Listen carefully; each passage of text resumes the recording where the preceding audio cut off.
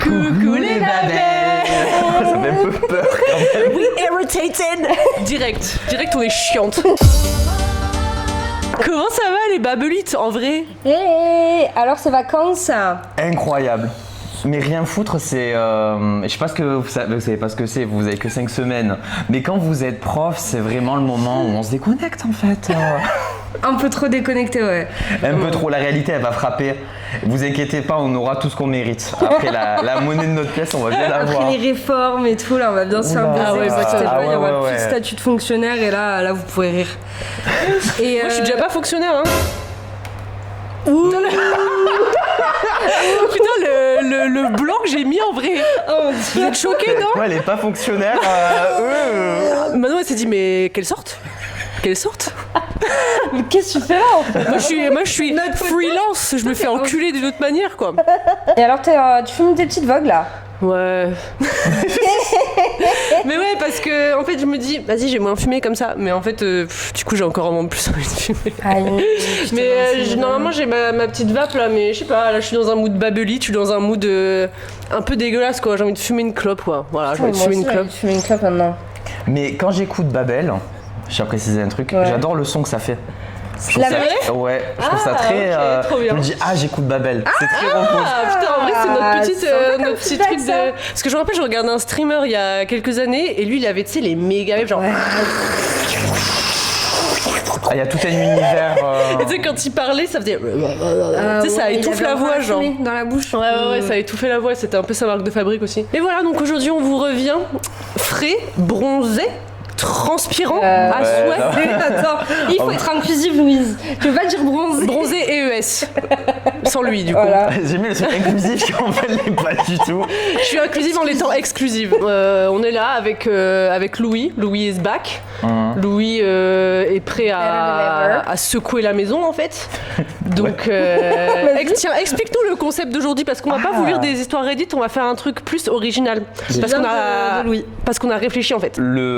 On va parler un peu du bol, non? Grave, je sais pas, le bol. Je trouve ouf. C'est un bol œil. Alors je vais vous expliquer du coup comment ça va fonctionner. En gros, on a demandé à notre communauté, il y a beaucoup de gens qui ont répondu. On en est à combien? Toi t'as combien d'abonnés du coup? 45 millions, ouais. mais à 2-3 zéros près. En gros, on a demandé aux gens des thématiques qui les intéressaient et qui voudraient qu'on débatte dessus en fait. Donc c'est vraiment tout et n'importe quoi, mais vraiment n'importe quoi. Et on l'accent sur n'importe quoi, ouais. Ouais, mais je pense que la magie de Babel, c'est que vous êtes capable de parler de tout et surtout de rien. Exactement. On sublime le vide. Exactement. Est-ce que c'est pas le cœur de la génération actuelle? C'est ce que j'allais dire en fait. On est vraiment un emblème de notre génération finalement. Pas avec les hall actions, mais avec des paroles en l'air quoi. Léo l'action?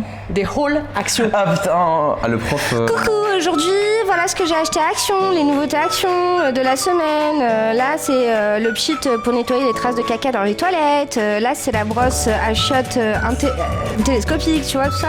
C'est une crise d'angoisse en fait. Et nous, on voulait innover sur ça, tu vois. On s'est dit, on n'a même pas besoin de matière, on n'a même pas besoin d'acheter des trucs. On parle, c'est bon.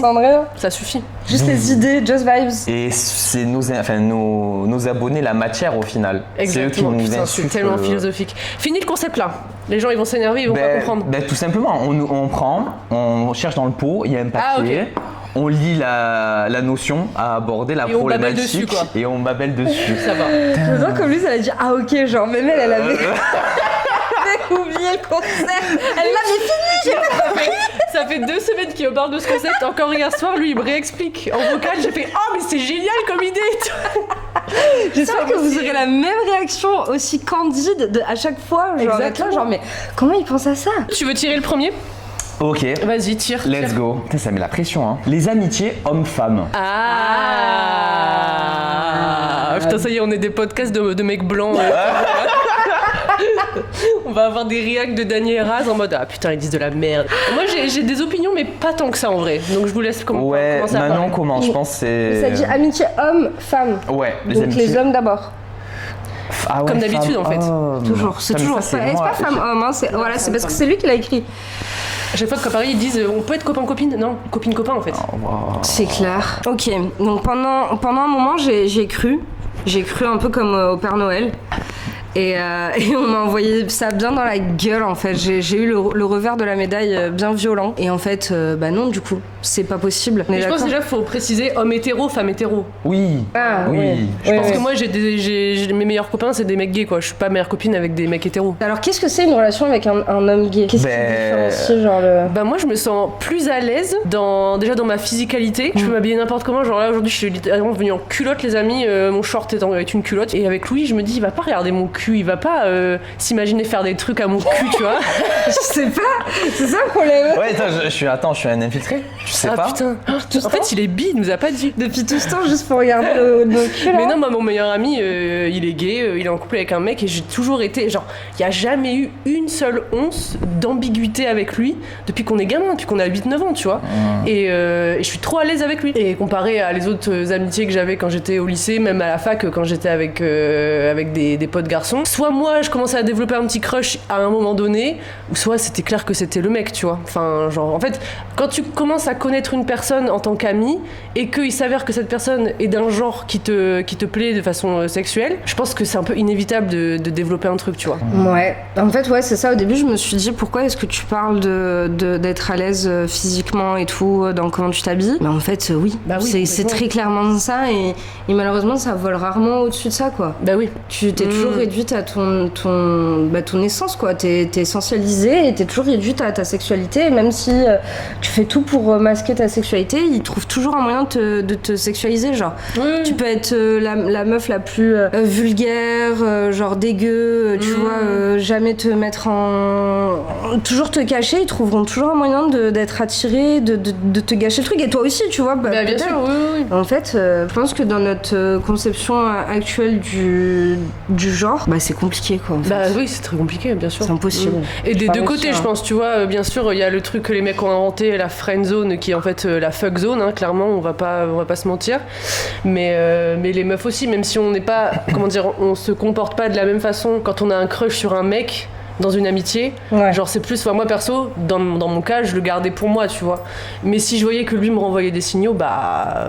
let's go. Et toi, t'as des amis hétéros, des hommes hétéros? Jamais gay, du coup, pour lui. Genre si t'es ami avec un mec gay, vu que toi t'es un mec gay aussi, est-ce que tu vois... Non mais tu vois ce que je veux dire? Parce que nous, on parle de femmes hétéros et d'hommes hétéros. Donc faut que tu sois... Enfin, faut qu'il y ait de l'attirance probable entre les deux, tu vois. Ben, je pense que c'est possible qu'au bout d'un certain temps, quand tu connais bien la personne, tu la désexualises. Je pense que c'est possible. Est-ce que t'as des hommes dans ta vie qui sont vraiment tes amis, genre sur lesquels tu peux compter à fond? Ouais. Ok. Oui. T'en as là? Combien? Ouais. Combien? Pas beaucoup, hein. Pas beaucoup. Ok. Et ça t'a pris du temps? Ouais. Bah, pour apprendre à se connaître, tout simplement, comme n'importe quelle amitié au final. Est-ce que, après, peut-être que c'est un stade supplémentaire qui est nécessaire quand il y a une ambiguïté sexuelle. Il faut plus de temps peut-être pour voilà. Je sais pas, moi justement j'ai l'impression que plus tu passes du temps avec quelqu'un que tu peux potentiellement être intéressé sexuellement, plus tu te rapproches et donc plus tu crées un lien qui pourrait ouvrir à un truc plus sexuel, tu vois. Bah ouais, mais moi en fait la trahison récente, parce que ça m'est arrivé du coup là il y a pas longtemps. Ah oui. C'est pas que, enfin c'est des deux côtés et tout. On va rentrer dans les détails, de toute façon ils regardent pas donc on s'en fout. Mais en gros dans le message il a écrit un truc qui m'a fait vachement de la peine parce qu'en fait je lui disais voilà on est amis et j'ai pas envie de gâcher notre amitié, je sens que ce qu'on a fait ça gâche notre amitié, tu vois.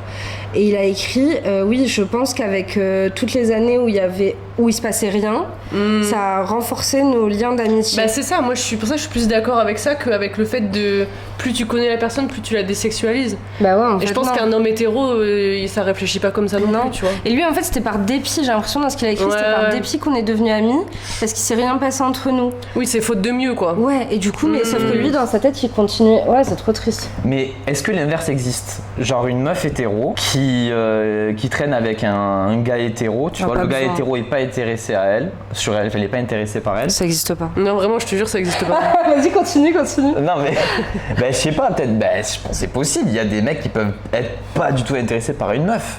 C'est possible. En vrai, c'est possible. Alors, oui, c'est possible si tu es moche.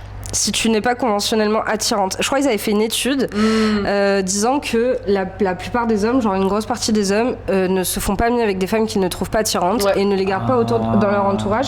Et même, il y avait même un truc où genre ils regardaient, tu sais, leurs émotions dans leur cerveau et ils leur montraient des images de femmes. Je crois que c'est quand des femmes leur parlent et quand c'est des femmes moches qui leur parlent, ils ont tout de suite des émotions négatives. Genre ils sont énervés. Ouais. Mais c'est pour ça aussi que quand tu vois, genre tu prends en exemple les politiques, les femmes politiques qui sont pas, on va dire, spécialement des bimbos, machin et tout, bah les gens sont énervés contre elles. Genre je prends l'exemple de Manon Aubry qui en plus est très jolie, enfin y a pas de souci, c'est juste une meuf classique, tu vois. Mais en fait il y a beaucoup de mecs qui la trouvent laide. Et du coup, elle les énerve encore plus. Et ça suffit à décrédibiliser tout.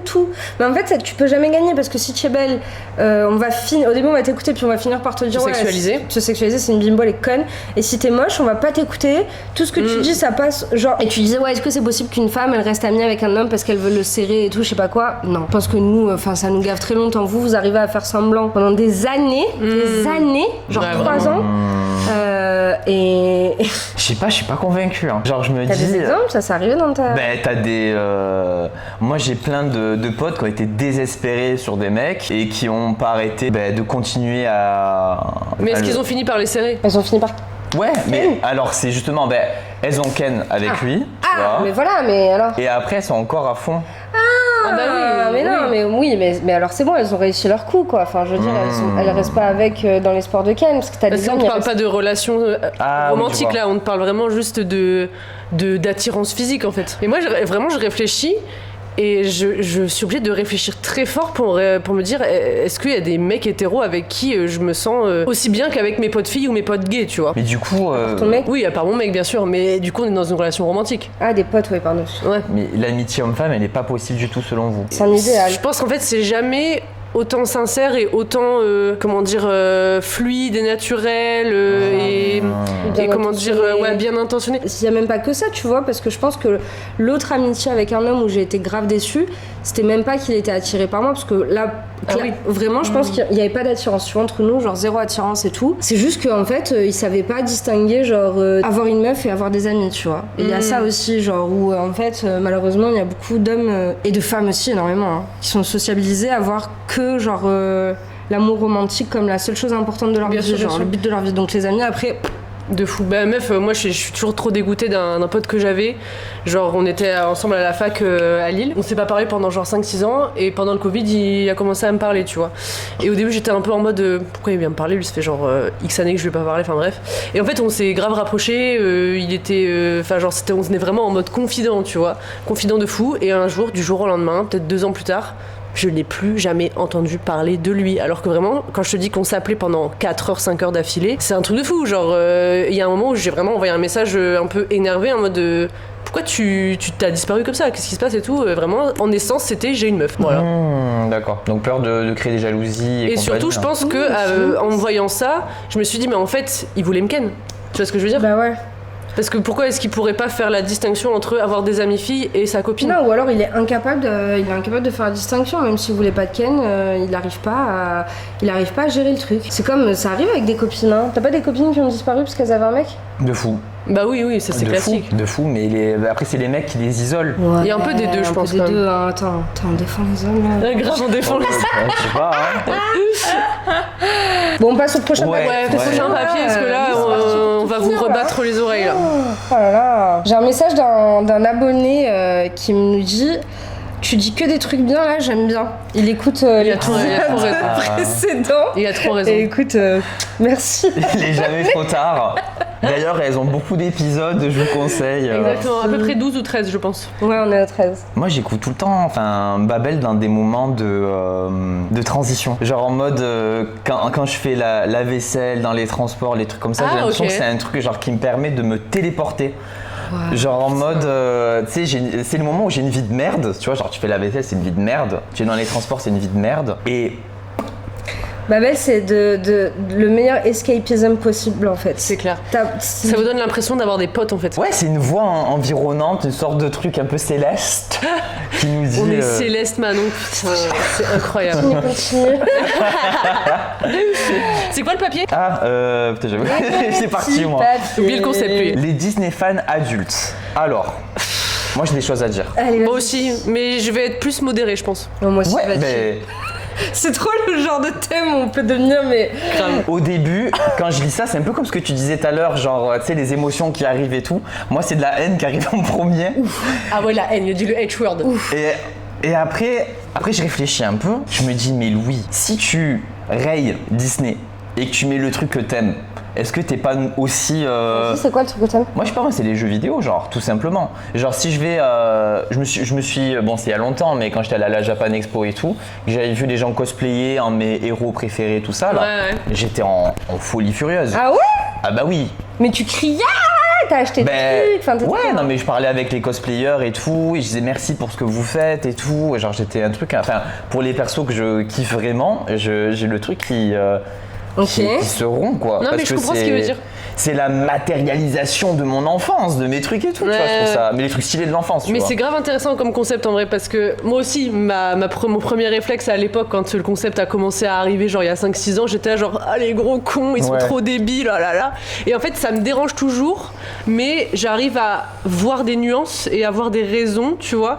Déjà le marché de la nostalgie en ce moment, c'est une folie, genre... Tellement Remake, nécessaire. Exactement. Ouais. Et même moi, je suis quelqu'un qui est tellement nostalgique, mais tellement nostalgique, genre vraiment c'est un truc qui me donne une flamme dans ma vie, la nostalgie.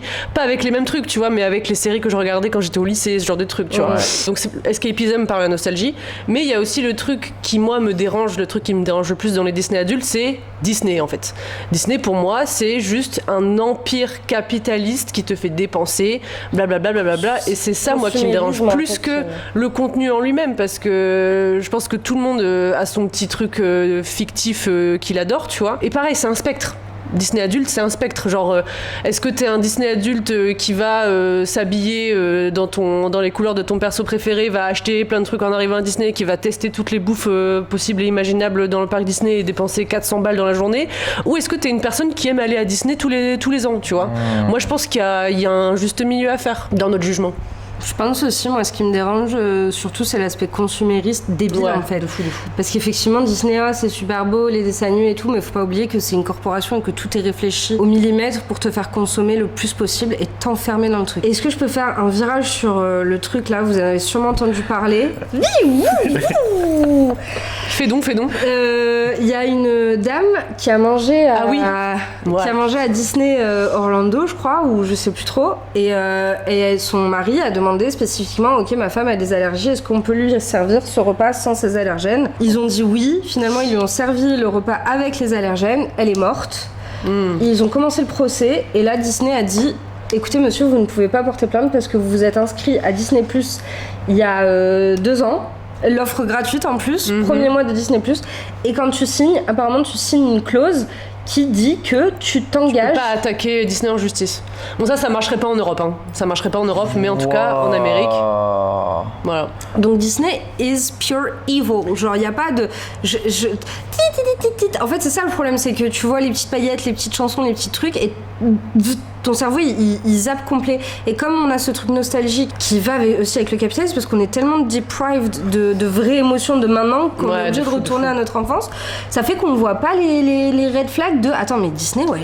À chaque fois que je rentre dans cet endroit, je dépense toute ma vie, je donne toute ma vie, je pense Et qu'à même ça. dans un point de vue de placement politique, tu vois, genre aujourd'hui Disney c'est très en mode on est libéral, il y a pas de politique, apolitique et tout, mais on se rappelle quand même que Walt Disney c'était un mec qui vrillait vers le nazisme en fait. C'est surtout le côté Disney qui me dérange. Parce que tu vois, tu me dis j'en sais rien moi, un Shrek adulte ou bien j'en sais rien, quelqu'un qui aime d'autres contenus, ça me choque moins parce que Bah on va oui, dire DreamWorks, que ils ont un truc aussi, un truc d'attraction, et les gens ils sont pas fous comme ça. non, c'est ça. Un parc d'Astérix adulte, bon. Bah, d'ailleurs, je suis allé au parc Astérix il y a pas Trop longtemps. bien, parc Astérix. Je préfère le parc Astérix au parc Disney. Moi aussi.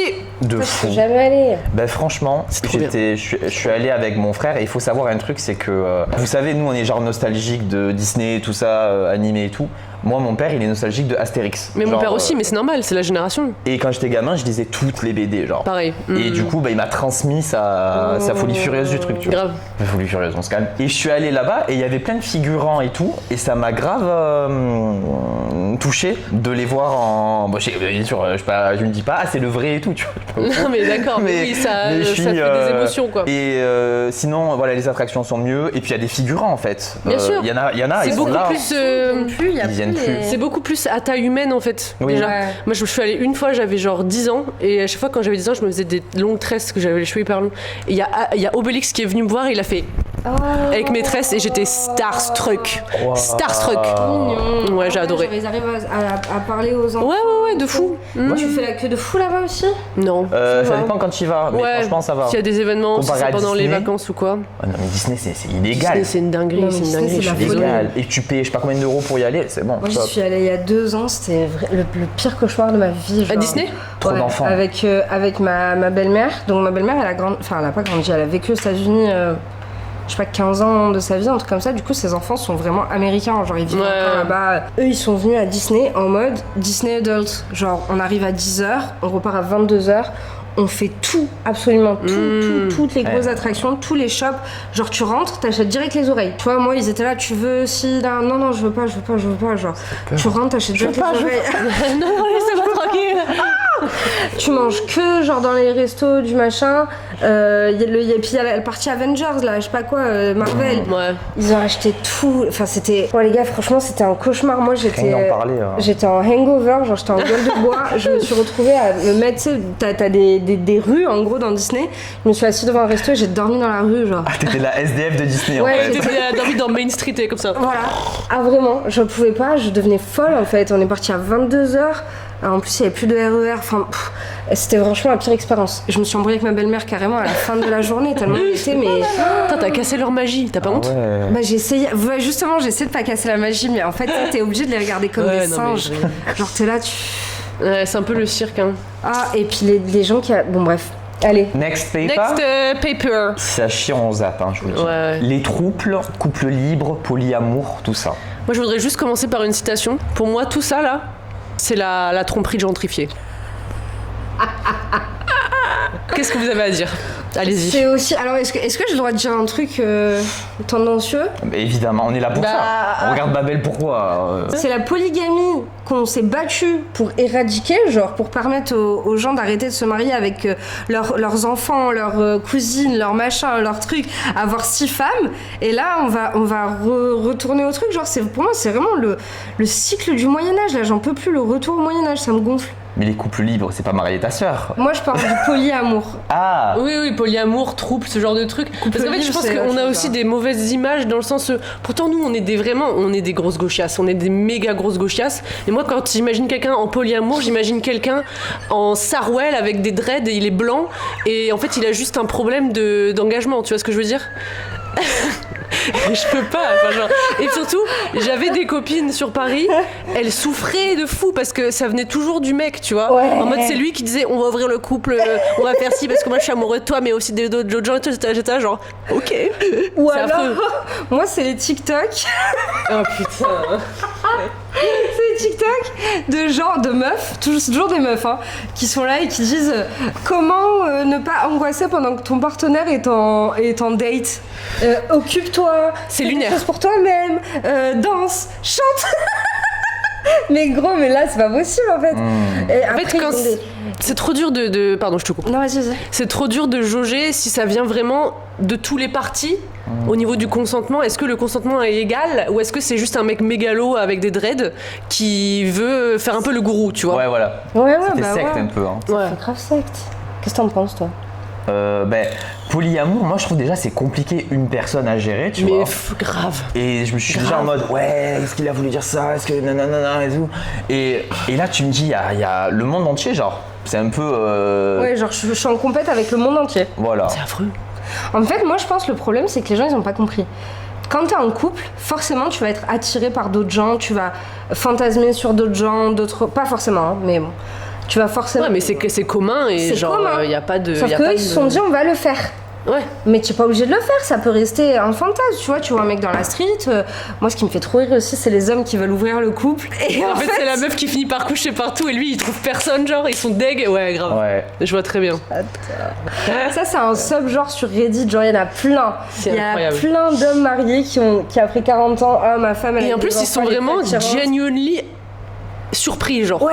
Ah ouais, Ça, t'as genre, toujours pas ça j'ai ouvert le couple et Mais ma tu as femme, 50 she ans, gets some, genre. Ce qu'ils savent pas aussi, c'est que la polygamie, les pays où ça fonctionne, où c'est fait, par exemple dans la religion de l'islam, genre la polygamie c'est autorisé seulement si tu peux afford plusieurs femmes, si tu peux payer pour plusieurs femmes. C'est pas pour les gros schlags en fait. En fait, moi, je suis vraiment.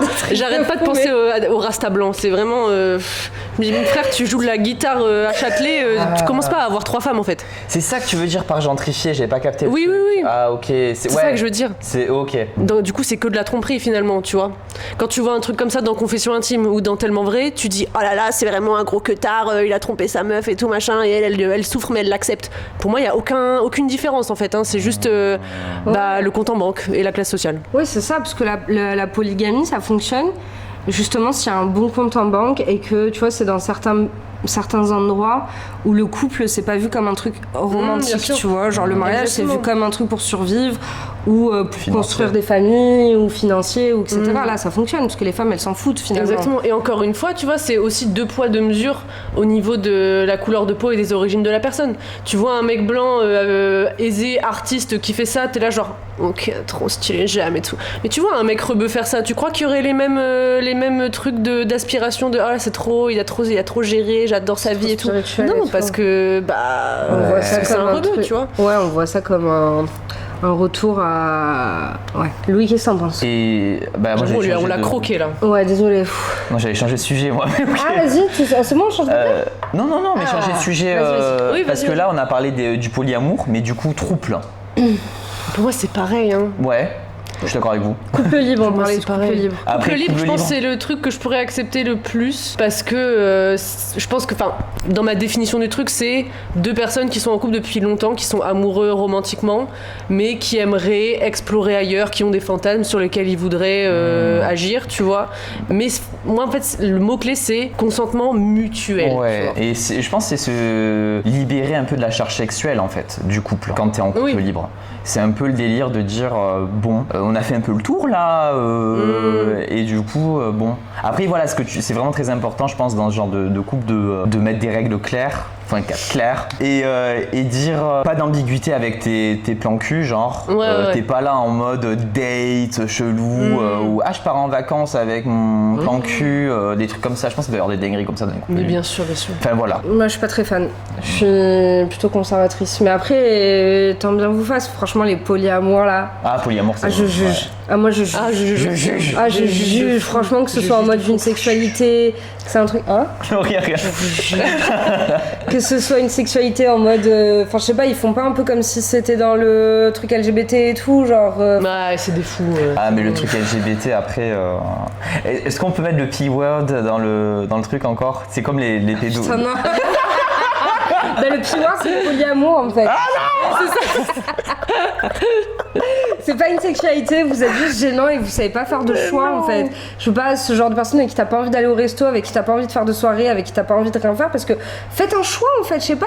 C'est quoi ce truc? Genre il y a la main relation, après il y a les sides, il y a les trucs, tu sais, ils ont un système de menu, de hiérarchie et tout. Et en plus c'est toujours les pires gens, genre tu vois Onision, je sais pas si vous vous rappelez d'Onision là. Oui, bien sûr. C'est toujours les pires gens, c'est toujours des filles plus jeunes. C'est jamais une femme qui a son harem, ou alors c'est dans les sectes, tu vois, mais c'est toujours foireux. Franchement, c'est toujours foireux. Trouvez-moi un couple polyamour, machin et tout, où c'est sain. Moi, ça me dégoûte, franchement, vous me dégoûtez. La vie de moi, vous me dégoûtez en fait. Soyez heureux. Enfin, c'est bien de baiser, mais au bout d'un moment, calm down. Allez, autre papier. Vas-y, ouais, c'est bon là, tu nous as saoulés. Ah ouais. Saoulés. Alors, c'est quoi ça encore? Les podcasts. Alors. Putain. On va essayer d'être rapide. Moi je pense qu'il faut réguler la vente des micros aux mecs blancs américains hétéros. Voilà.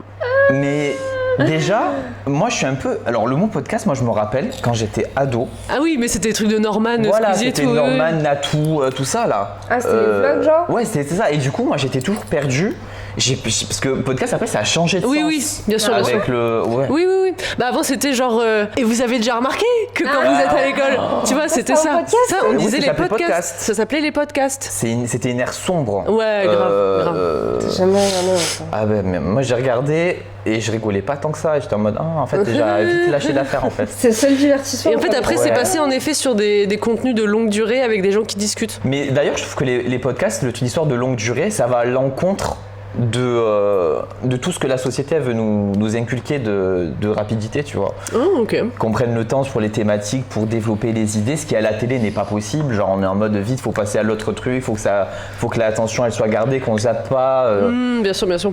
Et, C'est ça que YouTube, c'est un godsend. Mais en fait, je pense qu'il y a il y a une grosse différence, je pense que c'est générationnel, hein, entre nous, qui avons trop de temps à perdre et qui du coup regardons que des trucs de longue durée. Vraiment. Enfin, pas que, mais on regarde beaucoup de trucs de longue durée. Mais c'est vrai que moi quand je vois une vidéo, même si le thème m'intéresse et que je vois c'est 10 minutes, je fais bah je vais pas regarder. C'est Ouais, trop ça court. va être naze. Ah, trop court. Il n'y a pas assez de temps pour développer les trucs, ça va être naze, je vais être frustrée, De je vais fou, devoir de fou. faire d'autres recherches.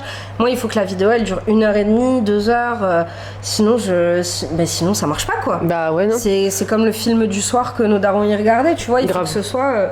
Puis en plus, moi j'aime bien regarder des streams ou des podcasts ou enfin écouter des podcasts plutôt, mais et des vidéos essais et tout, parce qu'en fait, genre, tu peux écouter sans être comme ça sur ton écran, tu Ouais. peux faire des trucs en même temps, je sais pas, Comme un peu Babel. comme Babel. Vraiment. Tu peux en discuter avec la personne avec qui tu écoutes, enfin tu vois.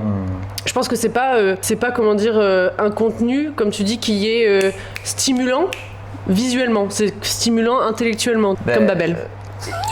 Et je vais faire ma Et promo aussi. visuellement, attends. grave. Je vais faire ma promo. Bah bien sûr. Bah vas-y, il y a un podcast. C'est comme mon podcast du coup Les Raconter, TH et S, parce que je voulais être une merde. Et c'est moi j'ai dit, parce que mes potes, quand j'ai commencé à interviewer des gens, parce que là maintenant je dois avoir, je crois que j'ai 7 épisodes et après je vais en sortir encore d'autres et tout, ils m'ont demandé pourquoi tu filmes pas les gens, pourquoi tu les filmes pas pendant que tu les interviews. Mais je me suis dit c'est une super mauvaise idée de les filmer, parce que quand tu filmes quelqu'un, il réfléchit à son apparence et tout, et je voulais pas que la personne réfléchisse à ses cheveux pendant que je lui parle en fait. Tu vois. Ouais, et que tu lui farfouilles l'esprit et que. Et puis et puis ça permet il y a des gens qui veulent être anonymes des fois, tu vois, il y a tout ce délire là. Ça serait bien si on était anonyme hein, avec tout ça. Merde. Tu sais, moi je suis terrifié des Putain, fois. le je me digital dis, footprint. Là, on peut peut-être supprimer des trucs. Hein. Non mais ouais. T'es terrifié de quoi? Je me dis, comme c'est un truc. Alors le podcast c'est un truc bizarre, je trouve. Enfin, en tant que créateur de contenu, je me dis, oula, créateur de contenu, bref. Dis-le. J'assume, ok. tu postes et c'est à la fois privé et public. Bien sûr. Mais après, toi, ton podcast, c'est plus t'écoutes les histoires des gens. C'est pas des dingueries politiques où tu vas te positionner sur des trucs et tout, tu vois. Tu dis pas, contrairement à nous parfois, où on dit des trucs peut-être qui peuvent agresser les oreilles de certains, quoi. Ouais, Enfin, j'ai dit ça de façon magnifique. Je pense pas que ce soit convenu non plus, tu vois, mais c'est juste que les gens ils racontent leur bail et je suis en mode, bon, est-ce qu'on peut aller plus loin et tout. Ouais, bien c'est sûr. à causer, tu vois. Mais. T'es un peu un mailloticien finalement. Quoi Un mailloticien. Ouais, Vous avez pas fait de philo? Non. C'est les philosophes qui accouchent des pensées. Wow. Qui creusent et qui font accoucher des pensées. Oh, le moment culture là, non. Et d'ailleurs, Noran, ils ont fait. quand vous dites sage-femme, pour les femmes, les hommes c'est des mailloticiens normalement. Ah ouais? Ouais, Ouais. c'est la maillotique. Genre en gros les mecs qui accouchent ils ont des super pouvoirs, mailloticiens, Ouais, et les grave. femmes c'est juste Des sont sages-femmes, sages quoi. ouais. Je continue aussi sur l'idée de podcast. Alors je vais être un peu bitchy, mais il y a beaucoup de gens qui se sont lancés dans le podcast pendant le Covid et Mais en fait, pour tenir un podcast sur la longueur, je pense déjà il faut de la matière, Ouais. un thème. Il faut en fait, je pense que même au-delà de la matière, parce que nous on parle sur rien, tu vois. Il faut soit avoir un penchant pour la babel, la tchatch, Ouais. avoir une personnalité, parce que moi il y a des fois où j'écoute des podcasts, je me dis mais c'est plat, c'est chiant comme la pluie. C'est des gens chiants. J'ai déjà les abonnés, j'ai déjà le truc, je vais pouvoir faire un podcast, mais c'est juste chiant en fait, c'est pas intéressant. Tu pourrais ramener tous les invités que tu veux, tu sais pas interviewer, tu sais pas rendre Voilà. le truc entertaining. Bien sûr.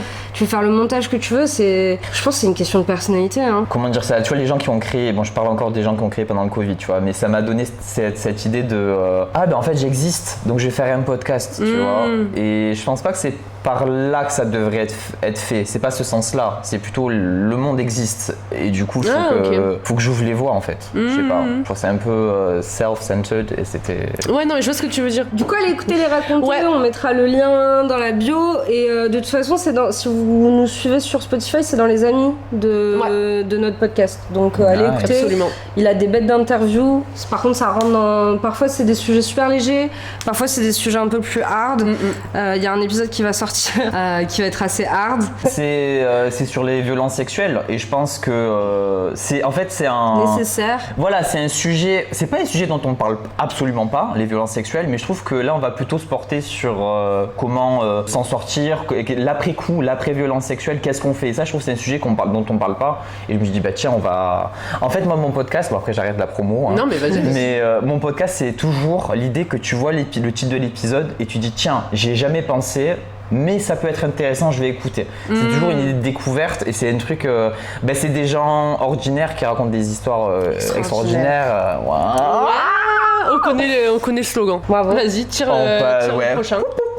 Vos pires problèmes de voyage, transport. Je n'ai pas Alors, trop voyagé récemment, mais je crois que Louise... putain. Je sais pas encore l'histoire. Ah oui, bah oui, putain. Mais alors, Moi non plus. on va commencer déjà par dire que le trajet, le transport, tout, ça c'est moi, vraiment, la meuf qui n'a pas de voiture en fait. Je suis une passenger princess, donc ça fait que je prends le train, je prends l'avion, je prends les trucs parce que j'ai pas le choix. Bref, j'en ai eu pas mal des trajets de merde vraiment stressants et tout, mais là dimanche... Ah, je suis trop loin. Non, ça va. Dimanche, j'ai vécu un trajet infernal. J'étais dans la Cambrousse à côté de Grenoble. Je devais rentrer à Marseille et du coup j'ai fait tout un trajet, même pas si compliqué, juste 2 trains. La petite gare de merde jusqu'à Lyon et Lyon-Marseille. C'était censé être chill en fait. Mais vraiment c'était des accumulations de merde. Attention, trigger warning, discussion explicite de vomi.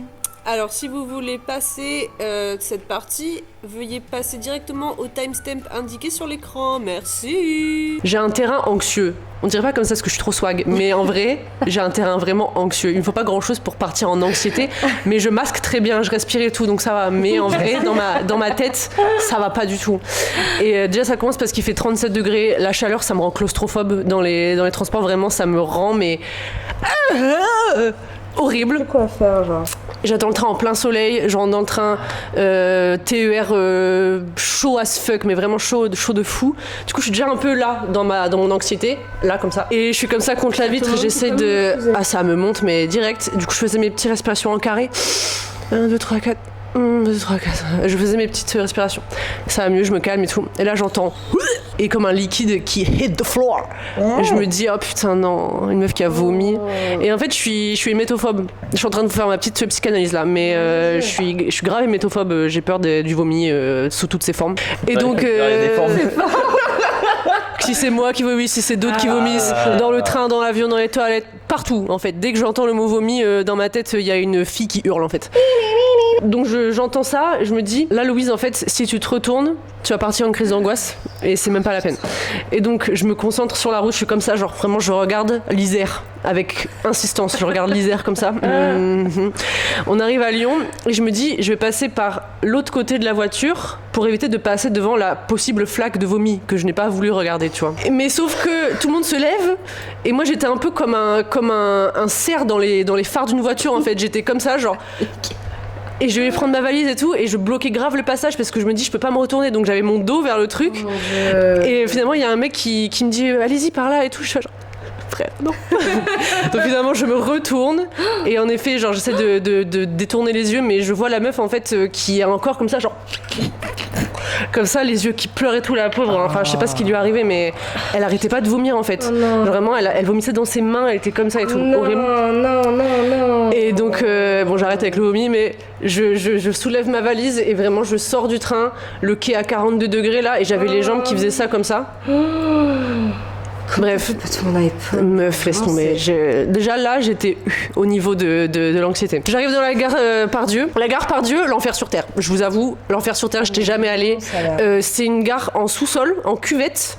Donc en fait, t'as pas de place pour circuler. T'avais les fauteuils roulants, les poussettes, les bébés, les gens, les groupes d'adultes handicapés. T'avais tout le monde. T'avais toute la France qui était dans la gare Pardieu. Tu devais faire ça pour passer 45 degrés, aucune clim, rien du tout. Et là, je sens comme une sensation bizarre sous mes chaussures. Mes semelles ont fondu. Ça faisait comme des langues qui était comme delayed. Quand je marchais, ça faisait plap, plap, plap, plap, comme ça.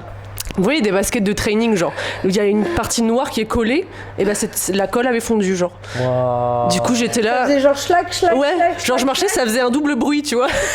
Oh non. Et bon, c'est tout, je me dis là, en fait, je sens que ça va continuer à s'accumuler. Donc j'ai dit, je vais les jeter. C'est quoi, je vais les jeter là, je vais pas marcher avec des langues sous mes chaussures, genre. T'as marché avec quoi? J'avais des claquettes dans mon sac, donc j'ai fini en claquettes RPZ rue de Rome, parce que vous m'avez pas laissé tomber en fait, les claquettes rue de Rome. Et bon, j'attends mon train, et en fait, j'essayais de m'asseoir et de me calmer et tout, parce que j'avais encore les images de vomi dans ma tête. Et en fait, si tu t'assois, juste, tu meurs de chaud. Genre, tu t'assois, tu as l'impression de devenir une goutte de transpiration. Donc en fait, j'ai fait les 100 pas pendant 1 heure dans la gare, je marchais pour avoir du vent mécaniquement créé par mon corps qui marche, genre. Bref, finalement, je me suis mise dans la Fnac, il faisait un peu meilleur. Enfin bon, je vais sur le quai, je passe mon Ouigo et tout. Je me dis, dès que le Ouigo il ouvre, je vais sur le quai parce que je peux plus rester dans cette gare. Sauf que le quai est en plein soleil. Je sais pas pourquoi à Lyon, genre sur les quais en extérieur, c'est pas des toits en dur, c'est des verrières, frère. C'est des verrières, genre tu cuis à l'étuvée, c'est un truc de fou. C'est une jardinière. C'est une jardinière. Et en fait là c'est au moment où je me dis en fait je sais pas si j'angoisse ou si je vais faire un malaise de chaleur, tu vois. J'étais sur le quai, j'avais genre 23 minutes à attendre. J'étais comme ça, genre. J'avais le sang dans mes oreilles, le sang dans ma tête, la nuque chaude et tout. Et dès que je buvais de l'eau, j'avais l'impression que j'allais la revomir, tu vois. Et chaque minute je l'ai vu passer. Chaque minute je l'ai vu passer, genre 5h21, 5h22. J'étais vraiment en mode je glissais vers la folie, quoi. Et je voyais les bébés tout rouges avec les joues comme ça, tout chaud, les parents qui faisaient ça. Enfer sur terre. Ça qui nous attend en fait. Moi je me tue, hein. Désolée, mais s'il fait plus de 50 degrés, je me tue. C'est couche de l'enfer en fait. Tu es déjà. Je te jure, putain. Tu es déjà 6 pieds sous terre. Et le train finalement il arrive, je me mets à la place du Ouigo et je me dis là on va faire des exercices de respiration mais hardcore parce que là il faut tout. Jamais le diaphragme il était là quand j'ai vu le vomi, là mon diaphragme il était dans mon front genre. Et bon, je me mets comme ça et je me mets comme ça sur la grille en mode pour avoir un peu de clim. Une meuf qui s'assoit à côté de moi, ma voisine de siège, je me dis bon ça va, elle a l'air gentille et tout, c'est pas quelqu'un qui va me stresser, tu vois. C'est pas une vomito. C'est pas une vomito, j'espère. Donc je me fais mon truc comme ça, je finis par me calmer, je me dis ok ça va mieux. Peut-être ça fait 1 heure qu'on roule, je suis comme ça, ok ça va. Putain meuf, il y avait tous les bébés qui hurlaient, je me dis putain mais si j'avais été un bébé, comment j'aurais hurlé? Comment j'aurais hurlé? Vraiment j'aurais voulu être un bébé pour crier ma race en fait là, de tout ce que j'avais vécu. Qui est même pas si grave, mais quand t'es anxieux, c'est grave, tu vois. Tout paraît grave. Franchement, c'est très grave, moi, je trouve. Et là, je commence à me détendre, je commence à faire mes yeux en mode je m'endors un peu, et là, je fais. Ça pue, ça sent le melon. Ma kryptonite, c'est le melon, sachez-le. Quand j'avais 3 ans, j'ai vomi du melon, depuis, je peux plus le sentir, genre. La meuf à côté de moi qui avait sorti une moitié de melon. Elle avait sorti une moitié de melon, elle était en train de se le taper à la cuillère. Qui a du melon dans son sac? Mais merci. Il est casse-couille de l'été, il croit trop parce que c'est l'été. Faut manger du melon dans le Ouigo, genre. Le Ouigo, c'est quoi? C'est le zoo? C'est le cirque, il y a des bébés qui crient et tu rajoutes une vieille odeur de melon au mix, genre. Mais ça sent tellement fort. Ça sent fort le melon, hein. Moi, franchement, je sais pas qui a fabriqué ça. Ah, j'aime pas, putain. C'est pas naturel. Je vous jure, c'est pas vraiment. Le melon, c'est pas normal. Le complot le plus triste de l'histoire. Et c'est là quand j'ai vu son melon, carrément j'ai un peu rigolé, je me dis non mais là on veut me nuire en fait. Caméra cachée, j'étais là mais qui me filme? Et c'est là où j'ai eu cette pensée, je me dis là Louise t'es en train de péter un câble en fait parce que tu vois une meuf qui sort un melon, tu te dis elle veut me nuire. Ça va pas. Ça t'a rendu ski. Ça m'a fait vraiment skizer. J'étais sur le point de. Les vidéos, genre, ils me suivent, ils me voient, ils m'ont trouvé dans le Ouigo. On nous pulvérise. La kryptonite. Je te jure. Bon, c'est tout. Après, je suis arrivée à Marseille. Ah si, j'arrive à Marseille, il n'y a pas de métro. Ah ouais, c'était quand? C'était dimanche soir dernier. J'arrive en bas. En plus, tu descends bien les escalators qui prennent 2 minutes là, immenses. Et t'arrives, t'as un troupeau de gens et on entend il n'y a pas de métro, incident sur les voies, nanana. Je suis rentrée à pied. Mais ça, ce qui est fou, c'est que on arrivait à un Keeps stade on going. où arriver à Marseille, c'est un soulagement, genre. Même je te jure, on arrivait sur l'Estac en train, j'étais là genre. J'y suis presque. Je suis trop contente de voir Marseille, la vérité. Putain, j'en peux ça plus. devient ton enfer, mais habituel, confortable, ouais. Marseille. Exactement. C'est quand tu retrouves ton chaos habituel, en fait. Là, c'était un chaos trop incontrôlable. Ah non, trop chaotique. La paix dans le chaos. Mais il y a une humoriste qui parle souvent de l'effet boule de merde. En gros, C'est exactement ça. qu'il t'arrive une merde et que forcément après. La loi des séries. Bravo en tout cas Louise. Merci. Ça a été Ouais. coupé, Après, en plus, le mardi, je voyais mon psy. Il m'a félicité, hein. Ah ouais. Ok. Et bah écoutez, je vais pas raconter l'histoire. Je pense que ça va. On a fait le tour. Ouais. Ouais, on a fait Bon, le tour. après, De toute voilà. façon, les transports. Oh, mon train a été annulé. Si, j'ai une petite anecdote. En fait, j'avais un amoureux qui habitait à Paris et du coup, tous les mois, j'allais le voir. Et en fait, à l'époque, il y avait un site qui s'appelait Revendez votre billet. Donc j'avais acheté mon billet sur Pour Revendez votre revendre billet. les billets, du coup. Ouais, exactement. Ou les acheter du coup à des gens qui les revendent. Crazy concept. Et du coup, j'avais acheté un billet.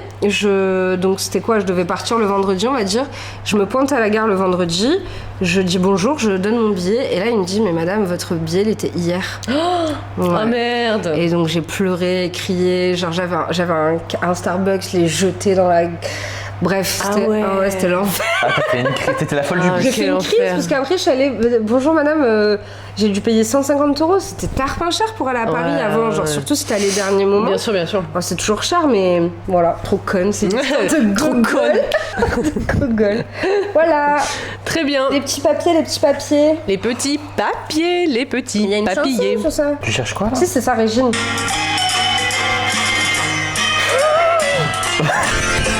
Les petits Ah oui, si. Je le garde dans le montage. Hein. Tu le mets. Ah, mais ça, oh, le jingle. Vas-y, c'est quoi ton paper? Les JO, surtout les cérémonies. Alors, bon, je sais que vous n'êtes pas chaude pour le sujet. Ouais, c'est pour lui le sujet là. Nous, on s'en bat les couilles. Moi, j'empiète. Je pense que les JO, ça a permis de. Déjà, c'était mieux que ce que je pensais, tu vois. Enfin, quoi. Attends, je peux dire un truc? Vas-y. Franchement, trahison de classe, les JO. Tout le monde était là, ouais, j'espère que ça va être de la merde, j'espère on va faire la révolution, on va faire des actes de terrorisme et tout. En fait, on a ouais. fait Rien s'est passé. Mais ils ont niqué les trains. Il y a eu un moment, ils ont. Ouais, mais la Ouais, veille. c'était la veille, après, Ouais, et après, encore, on a tout oublié. Genre d'un coup, on était là. Oh, il court vite. Oh là là, il saute. Oh, la pistoche. Mais c'est les pains et le pain et les jeux, c'est ça le Ouais. délire, tu vois. Bon, et vas-y, ça a marché donne. de fou, hein. Donne ton avis. Ouais, mais Mais- même la cérémonie d'ouverture, c'était vraiment. J'ai vu un tweet, c'était comme quand ta mère elle a des invités, elle fait genre elle est trop gentille et ouverte et tout. Bref, vas-y. Mais en fait, ça a donné une fausse image de la France. Comme si on avait un gouvernement de gauche, genre. Voilà, c'est ça. Et ça a rendu les droitards de fou, c'était jouissif, tu vois. Sur le moment, j'étais vachement. Je vais dire facho, n'importe quoi. Vachement content. De quoi, la cérémonie? Ouais, D'ouverture. tu vois. Bah, c'est vrai que c'était un beau spectacle, mais Ouais. ça me fait chier de le dire, tu vois. C'était un beau spectacle et tout, mais le problème c'est après, qu'est-ce qui se passe, tu vois. Genre, dans la réalité des faits, on se fait encore. En fait, la cérémonie d'ouverture, c'est juste une cérémonie qui a été faite par un directeur artistique de gauche, gay. Ouais. Mais oui. Donc ça n'a rien à voir avec, Avec la Daphné France. Burki. Voilà. Ouais. Et ça n'a rien à voir avec la France, le gouvernement, le pays, le machin, parce que je pense que le gouvernement n'a aucun droit de.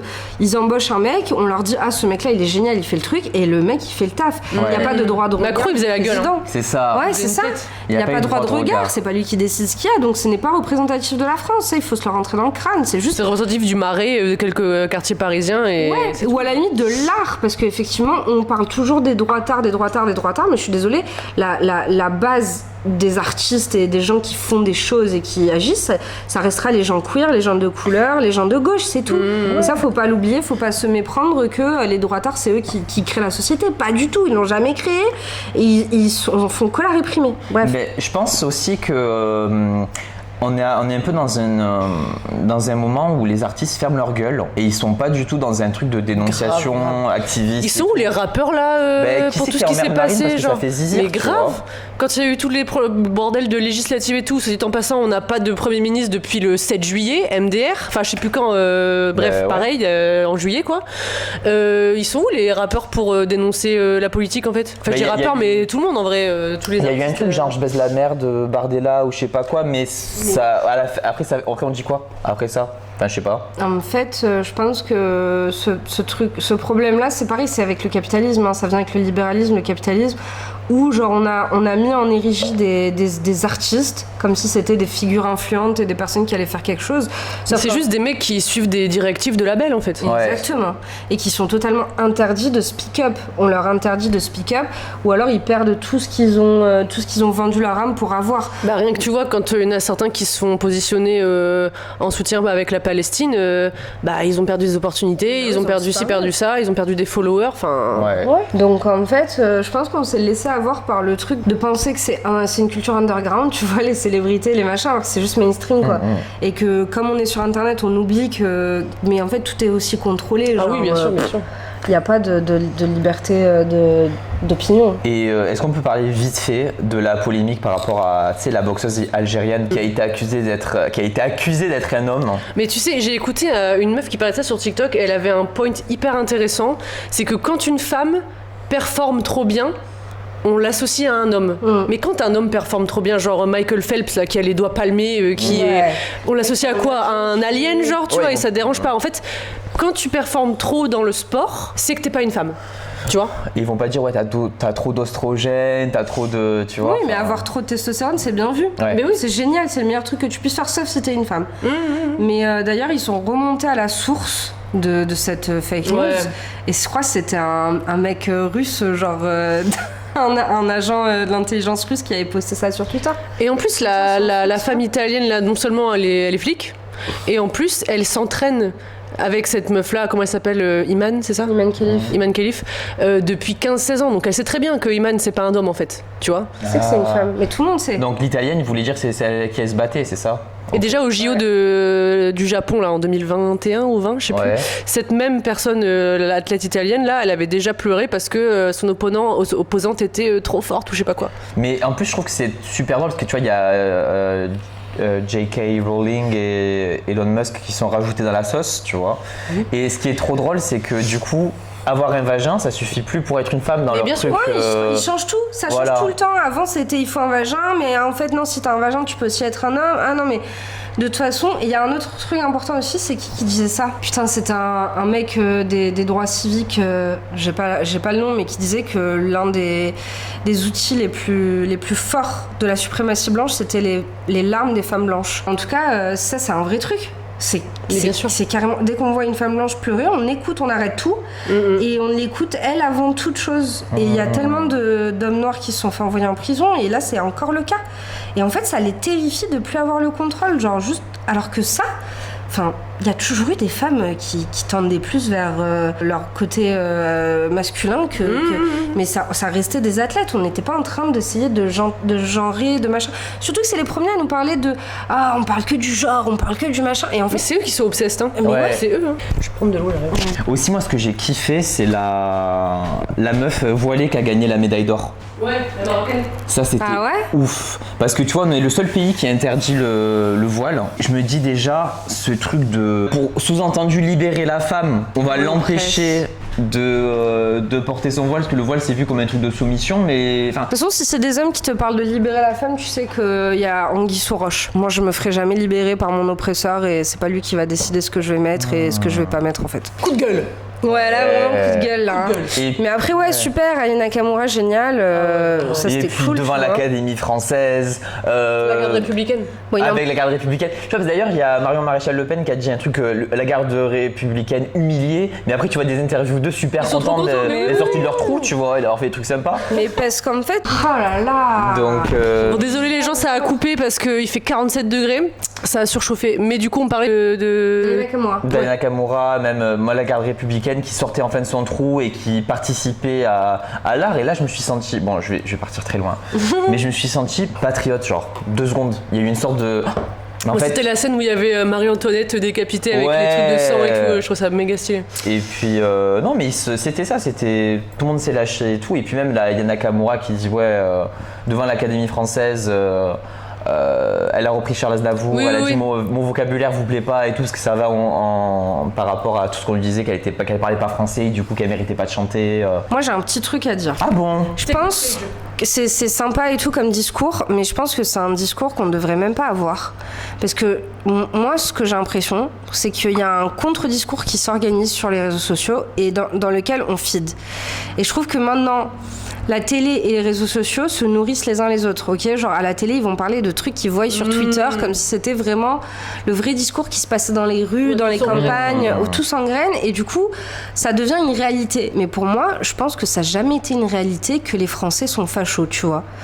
Je pense qu'ils se sont fait avoir eux-mêmes. Mais je pense que tous les Français, franchement, même tout le monde a été tarpin content de cette cérémonie, de ce machin et tout, parce que l'art reste l'art, tu vois.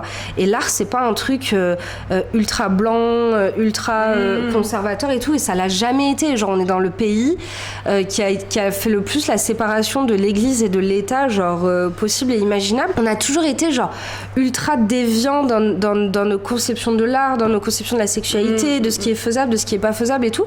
Et ça, c'est un truc qui existe encore. Et c'est juste qu'on s'est laissé bouffer par le discours des droitards ou des gens qui cherchent la merde. Parce qu'en fait, tous ces gens-là, tout ce qu'ils cherchent, c'est de faire des vues, des trucs et des muches et de faire parler. Et donc, tous les jours, leur histoire, elle change. Ce qui est accepté, ça change et machin. Mais en fait, l'art, ça n'a jamais été un truc conventionnel et un truc... et les gens le savent et les gens... Je pense que l'art, l'une des définitions, on va partir en mode philo-terminal, mais l'une des caractéristiques de l'art, c'est que ça dérange en fait et que ça dénonce quelque chose. Et c'est pour ça que, bon, bien sûr qu'il y a de l'art qui n'est pas politique, mais je pense que c'est quand même difficile de faire de l'art qui ne soit pas politique. Mais bien sûr. Et même pour, pas que pour les arts performatifs comme les danseurs, les chanteurs, etc. Mais genre quand tu penses un truc débile, mais genre le crochet, c'est de l'art et c'est quand même, ça a pas l'air politique, mais ça l'est parce qu'en fait tu passes du temps, là dans l'époque actuelle, quand t'en fais, ça veut dire que tu es contre la fast fashion, quand tu vois des articles de fast fashion en crochet, tu te rends compte que y a une chinoise sous-payée qui a fait ça pendant 15 heures et qui a été payée 15 centimes. Enfin, tu vois, même pour des petits détails comme ça qui paraissent vachement alambiqués et tirés par les cheveux, c'est politique en fait. Mais bien sûr, tu vois, le fait de perdre ton temps. Oui, exactement. Rien que ça, l'essence. C'est politique, perdre ton temps à faire un podcast, perdre ton temps à interviewer des gens, mais on s'en fout, ça existe déjà, c'est déjà là, c'est déjà machin. Et je pense que, en fait, ça a juste fait du bien aux gens de consommer cet art-là qui est super même pas provocateur, mais qui parle de quelque chose, qui montre quelque chose. Parce qu'en fait, on a tous faim de ça, on a tous besoin de ça. On ne devrait pas attendre les fucking JO pour se dire ah putain, la France elle est pleine de choses, elle est pleine de ressources, elle est pleine... Tu sors le week-end et tu peux en profiter déjà, tu vois, de ça. C'est juste qu'on est tellement kéblo sur internet que... Même sur les médias, tu sais, moi je suis chez mes parents en ce moment pour les vacances et ils sont en boucle sur BFM, CNews, tout ça, H24, tu vois. Et je vois les discours qui sont insécurité, les points de vue sur Gaza et compagnie, tout. Enfin bref. Tout le temps des thèmes forts avec finalement pas de résolution. Pas d'analyse. Il n'y a jamais les concernés. Non.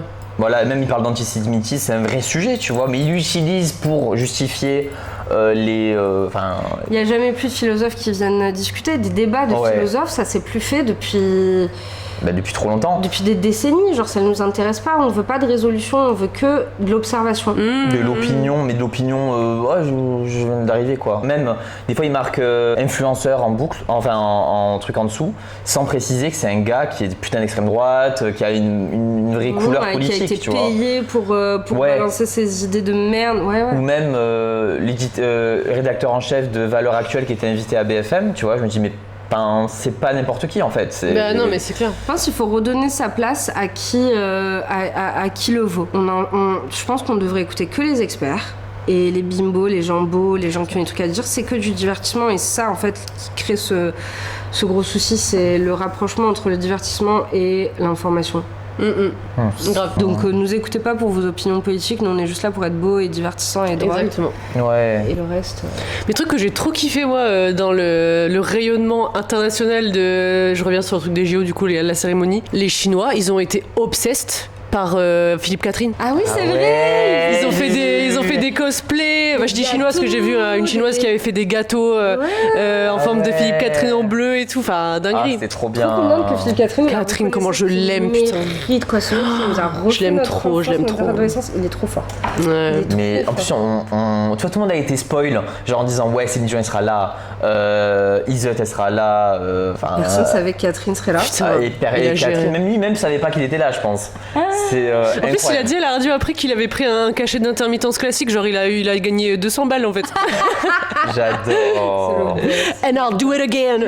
C'est la France, tu vois. Je te jure, Je sais que ce mec, j'adore. Oh, je l'adore tellement. Il est passé sur un plateau en disant ouais, avant je votais pas, je pensais que c'était pas intéressant. Je trouve il a dit moi après je me suis dit mais en fait c'est important de voter, c'était cool. Ouais. Qu'il ait une sorte de réalisation même à je sais pas quel âge il a mais stylé. Je pense qu'il a pas d'âge ce mec. Non, c'est clair, il est vraiment timeless. Mais même ses premiers albums et tout, ils étaient incroyables. Oh, je l'aime trop. Philippe Catherine, on t'aime. On a besoin de gens extravagants. Mais Qui sont pas faussement extravagants du coup. Lui il est vraiment il a un pet au casse quoi. En fait il faut des gens qui n'ont vraiment rien à foutre des codes, tu vois. Ouais. Et c'est surtout des gens qui sont pas tenus par un label, qui sont pas tenus par. C'est enfin, tu vois. ça. Et- Ils sont pas tenus par les couilles, par leur cachet en fait, qui ont pas peur de pas faire d'argent. Même en tant que politicien, c'est pour ça que moi Poutou quand il est invité sur un plateau je regarde. Ah ouais. Tu vois parce Lui, que il a rien à perdre. Hein. Mais c'est le seul qui a rien à perdre. Et c'est trop drôle de le voir, mais j'en ai rien à foutre moi de Hollande, il faut juste que l'extrême droite elle passe pas. Et c'est tellement drôle parce que des fois ils vont venir Zemmour pour que ça fasse de l'audimat. Moi tu fais venir Poutou, je suis là. Hein, du début jusqu'à vraiment, la Chaque fin. fois ils essaient de le provoquer, de le machin, et sur lui ça marche pas, tu vois, ils Ça rentrent n'a rien pas à dans leur foutre. code. Et il bégaye, les journalistes savent pas comment réagir. Mais oui, Ça se fout du bus. Il dit des gros mots et tout, enfin ouais j'adore. Il faut être un fou du bus en fait, c'est le seul moyen de pas te laisser bouffer par. Casser la boucle en fait, la matrice. Allez, on parle de matrice, nickel. La meuf du montage doit venir vous parler pendant un instant. En fait, on a trop mal fait notre outro, et on a juste oublié de vous dire que en fait, c'était la partie 1 de tout ce babbling. La semaine prochaine, vous aurez la partie 2, qui sont du coup des nouveaux thèmes, mais avec les mêmes invités. On a juste tourné pendant genre 2h30, et on s'est trop laissé emporter par la vibe, et on s'est pas rendu compte qu'on a littéralement tourné l'équivalent de 2 épisodes. Donc voilà, je vous laisse avec la petite outro et rendez-vous la semaine prochaine pour la partie 2.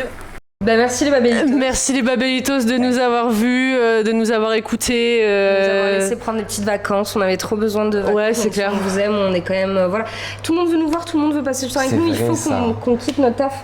Et les gens ils sont vénères quoi, ils veulent nous voir quoi. Et il faut faire des choix des fois. Et on avez vous a une choisi. impression. Du coup, on va vous dire au revoir. Bisous les babélites. Bye. Bye. Tu peux la mettre la musique allemande, non?